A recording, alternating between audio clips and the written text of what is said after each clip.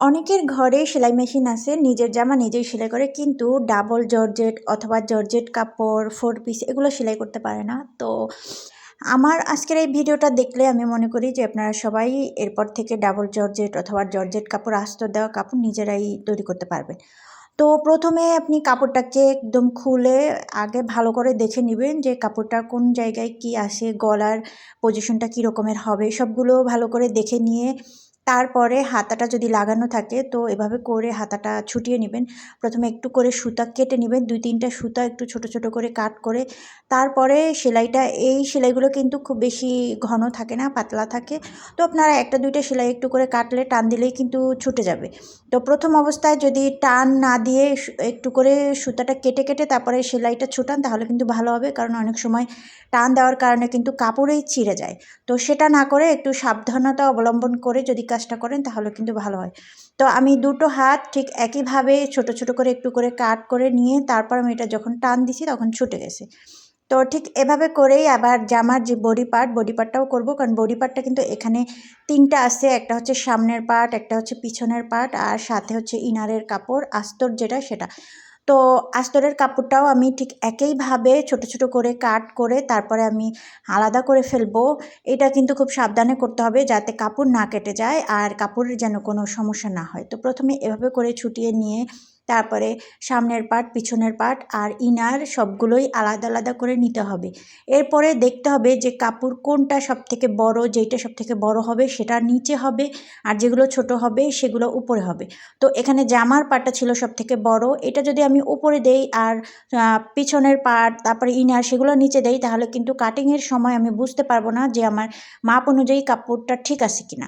তো সেই জন্য আমি প্রথমে সামনের যে পার্ট সেটাকে একদম সুন্দর করে জামার যে গলাটা একদম মিডলে নিব, কারণ এখানে কিন্তু 3-4টা যে দাগ দাগ মতো দেওয়া আছে, তাহলে আমি মিডলটা কোনখানে ধরবো সেটার কিন্তু একটা ব্যাপার থাকে, ওটা আমি দেখে বুঝে তারপরে মিডলটা ধরবো, যেন গলাটা যখন আমি কাটিং করব, কাটিং করার পর একদম যেন সমানভাবে হয়, একদিকে ছোট একদিকে বড় এরকম যেন না হয়। হাতের কাছের জিনিসগুলো সবসময় নিজের মতো করে সুন্দর একটা ফিনিশিং করতে পারলে কিন্তু নিজের কাছেও ভালো লাগে আর যে দেখবে তার কাছেও ভালো লাগবে। তো সেই জন্য সবসময় একটু সুন্দর করার চেষ্টা করতে হবে, আর সুন্দরটা কিন্তু নিজের ভিতরে। আমি যতটা সতর্কভাবে কাজটা করব তত বেশি ভালো হবে। তো আমি কিন্তু এখন জামার নিচের যে সামনে যে পাটটা সেটা নিচে দিলাম আর পিছনের যে পাটটা সেটা উপরে দিলাম, দিয়ে আমি আয়রন করে নিচ্ছি, কারণ এটা কাপড়টা একদম ঘোচানো আছে। এভাবে করে আমি যদি কাটিংটা করি, যখন বানাবো জামাটা রেডি করার পর কিন্তু ছোট বড় হয়ে যাবে। তো সেই জন্য এখন আমি সুন্দর করে আয়রন করে নিয়ে দেন আমি ইনারের যে কাপড়টা আস্তর সেটাও আমি বসিয়ে দিলাম। আস্তরের কাপড়টা কিন্তু প্রায় 3-4 ইঞ্চি ছোট ছিল, তো আমি ওপরের দিকে কাঁধের দিকে একদম সমান করে রাখছি, আর যেই অংশটা ছোট ছিল সেটা আমি নিচের দিকে দিছি, কারণ নিচের দিকে দেখা গেলে কোনো অসুবিধা হবে না, কিন্তু কাঁধের দিকে যেন কখনোই ছোট না হয়।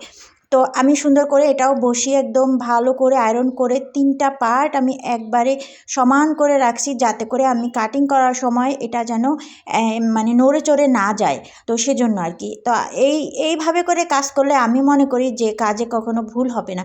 আর যদি একটু থাকে নিজের ভিতরে কনফিডেন্ট যে আমি পারবো, তাহলে আমি মনে করি সবাই পারবে। বিশেষ করে নিজের কাজ নিজে না পারার কি আছে, একটু চেষ্টা করলেই হয়ে যায়। তো এই অবস্থায় আমি কিছু পিন নিয়ে নিলাম, এই পিনগুলো আমি চারোদিকে গেঁথে গেঁথে দিব, তাহলে আমি যখন কাটিং করব, চক দিয়ে মার্কিং করব, তখন এই কাপড়টা আর নড়ে চড়ে যাবে না।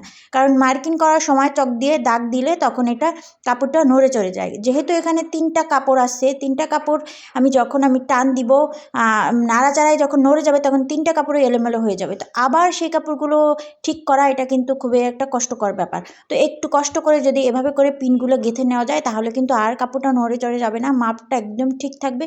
আর মাপ ঠিক থাকলে কাটিং সুন্দর হবে, কাটিং সুন্দর হলে জামাও বানানো ভালো হবে।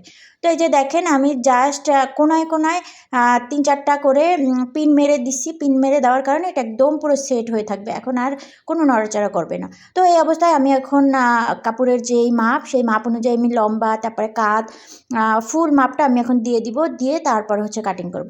তো আপনারাও চাইলে এভাবে কিন্তু করতে পারেন। আমার এই সেলাই ভিডিওগুলো আপনাদের কাছে কেমন লাগে অবশ্যই কিন্তু কমেন্টস করে জানাবেন, আর আপনারা আমার এই ভিডিওগুলো থেকে উপকৃত হন কিনা সেটাও বলবেন। আপনাদের একটা সুন্দর কমেন্টস দেখলে আমি অনেক বেশি অনুপ্রাণিত হই।